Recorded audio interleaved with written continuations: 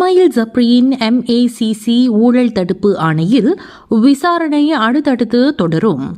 முன்னாள் பிரதமர் இஸ்மாயில் ஜப்ரி யாக்கூப் இன்று பிற்பகல் 3:15 மணிக்கு மலேசிய ஊழல் தடுப்பு ஆணையம் MACC தலைமையகத்தில் பல மணி நேர விசாரணைக்கு பிறகு வெளியேறினார். ஊழல் மற்றும் பண செலவை தொடர்பாக நடந்து வரும் விசாரணையில் இஸ்மாயில் ஜப்ரியிடம் பல கேள்விகள் எழுப்பப்பட்ட நிலையில் மீண்டும் விளக்கம் தர வருமாறு அழைக்கப்பட்டிருப்பதாக MACC தரப்பில் உறுதிப்படுத்தப்பட்டது. இஸ்மாயில் ஜப்ரி யாக்கூப்பின் உடல் நலத்தையும் கவனத்தில் எடுத்துக்கொள்ள வேண்டும் என்று MACC வட்டாரங்கள் தெரிவித்தன. தமது முன்னாள் 4 மூத்த அதிகாரிகள் தொடர்பான வழக்கில் சந்தேக நபராக இஸ்மாயில் அழைக்கப்பட்டிருந்தார்.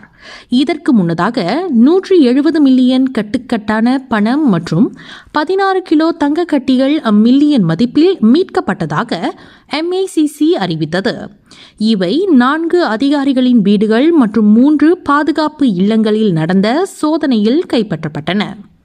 மார்ச் 5ஆம் தேதியில் அழைக்கப்பட்ட இஸ்மாயில் ஜப்ரி மருத்துவ சான்றிதழ் வழங்கி மார்ச் 7க்கு தேதி மாற்றினார்.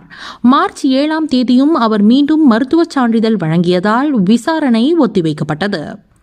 கடந்த வெள்ளிக்கிழமை MACC அதிகாரிகள் இஸ்மாயில் ஜப்ரிக்கு சிகிச்சை அளித்த மருத்துவரை நேரில் சந்தித்து அவரது உடல்நிலை தொடர்ச்சியான சான்றிதழ் வழங்கியது உறுதிப்படுத்தப்பட்டது.